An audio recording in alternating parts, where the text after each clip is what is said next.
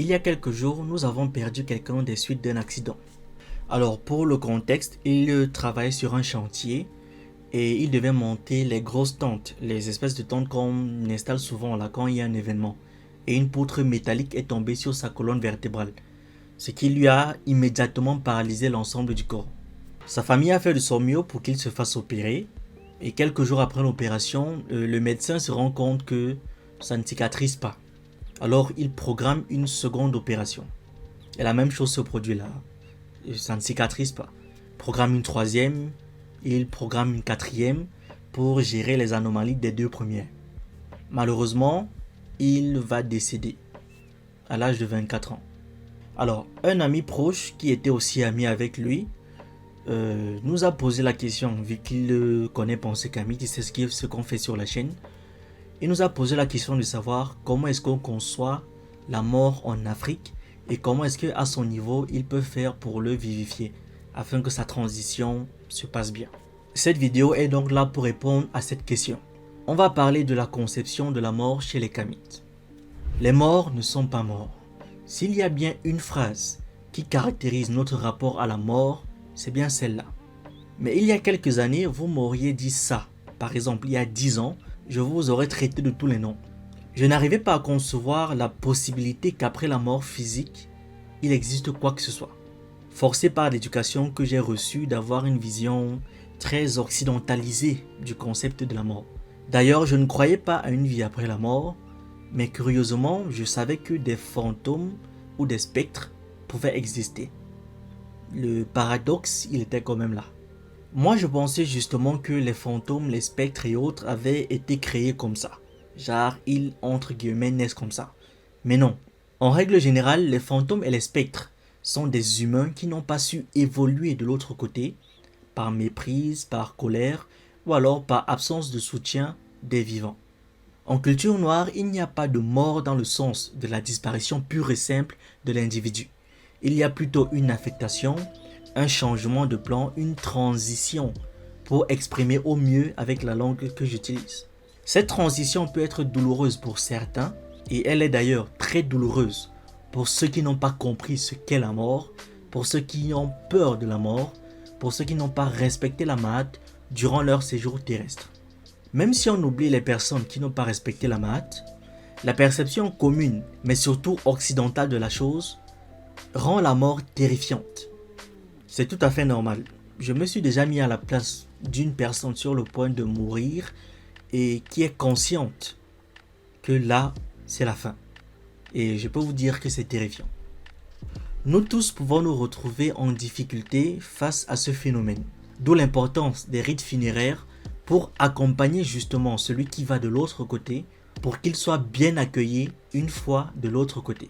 Parfois même, dans beaucoup de nos sociocultures, on va payer les dettes du défunt afin que les vivants ne soient pas en colère contre lui. Et également pour que les ancêtres non plus ne soient pas en colère lorsqu'ils le voient arriver. Il y a donc un ensemble de choses qui sont faites pour alléger le départ du défunt. Telle était la conception que nos ancêtres avaient de la mort. Pour les nouveaux sur cette chaîne, on parle de culture africaine, d'actualité, de sciences humaines et on s'édifie sur un ensemble de choses qui nous permettent d'anticiper et d'être prêts à toute éventualité. Je vous encourage donc à vous abonner, à liker cette vidéo et à la partager en statut WhatsApp, sur Facebook, sur Instagram ou même ailleurs.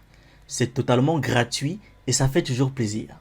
Aussi, notre équipe offre des services de graphisme 2D et 3D, de montage vidéo, d'animation et de conception de sites internet. Si vous avez besoin de nos services, vous pouvez nous contacter via ce numéro. Vous pouvez aussi vous servir du lien WhatsApp qui se trouve en description ou alors tout simplement scanner ce QR code. Bon visionnage.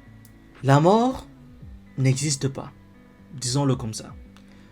Lorsqu'une personne meurt, elle ne cesse pas juste d'être là, parmi nous ou d'exister. Mais cette personne subit une transition et passe d'un plan à un autre. Vous passez donc d'un plan d'existence, en l'occurrence ce plan d'existence-ci, où vous êtes en train de regarder cette vidéo, où vous mangez et travaillez, à un autre plan de réalité, avec des règles et des modes de fonctionnement différents de ce monde-ci. Mais dans ce monde-là, et ça va vous paraître très bizarre, vous gardez votre nom par un mécanisme qu'on appelle la survivance de la conscience. Ça veut dire que le défunt n'oublie pas son nom, il n'oublie pas sa famille, il n'oublie pas ses problèmes et il n'oublie pas la vie qu'il menait. Donc, toutes ces choses continuent de vivre en lui. Mais il ne faut surtout pas qu'il parte avec la colère. Voilà pourquoi on a l'habitude de les apaiser à travers différents rituels. La mort est une séparation bien plus douloureuse que quand une personne change de ville ou de pays. Donc, bien sûr que c'est triste. Mais nous devons aussi avoir en cœur que c'est une transmutation des énergies. La personne est passée de l'autre côté. Toute la peine et la difficulté que nous ressentons doit être soulagée par le fait de savoir que cette personne qui nous est chère est dans un autre plan de l'existence. Et même si cette personne n'a plus la capacité de vivre avec nous comme avant, de nous côtoyer physiquement au quotidien, elle est là. N'oublions jamais que les morts ne sont pas morts. Ils sont partout en réalité. Si vous vous rappelez du rituel de purification qu'Ekumelon avait fait chez lui, il avait offert de la nourriture spirituelle aux autochtones de l'endroit où il se trouve, parce qu'il sait qu'ils sont encore présents. Nous avons la possibilité d'appeler ceux qui sont de l'autre côté grâce à des rites, tout comme nous avons la possibilité de leur souhaiter un bon séjour de l'autre côté, toujours en utilisant des rituels. Lorsque nous transitons vers l'au-delà, nous partons avec un bagage qui peut être bénéfique, tout comme il peut être maléfique. Lorsqu'une personne a commis de mauvaises actions, qu'elle n'a pas respecté la mat, le poids de ce bagage l'empêchera d'évoluer une fois là-bas. Elle aura même du mal à se déplacer. Elle sera comme handicapée. Certaines personnes même sont parfois bloquées parce qu'elles ont été trop attachées au matériel.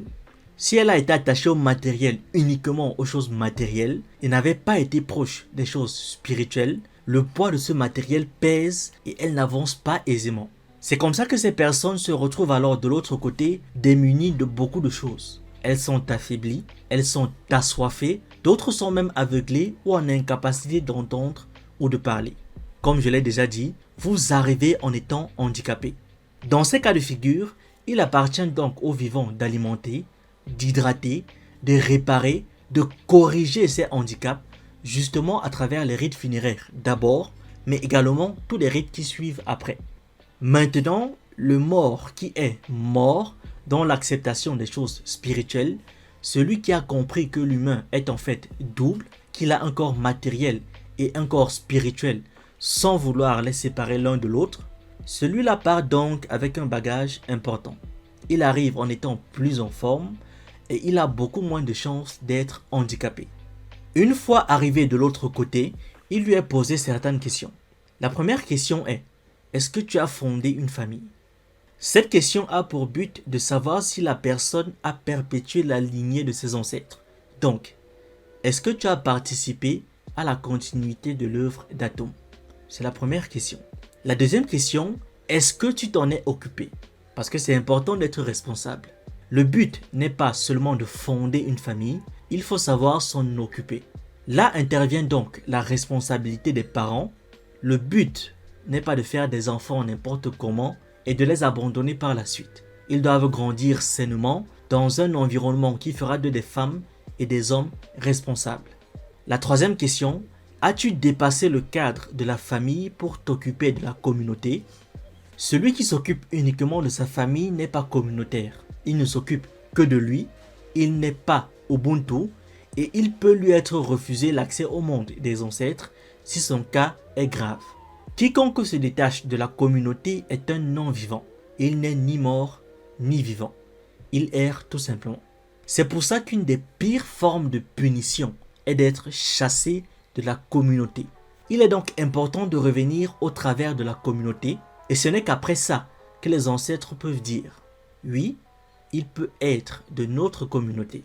Les ancêtres verront comment la communauté se comporte à votre mort pour savoir comment vous étiez.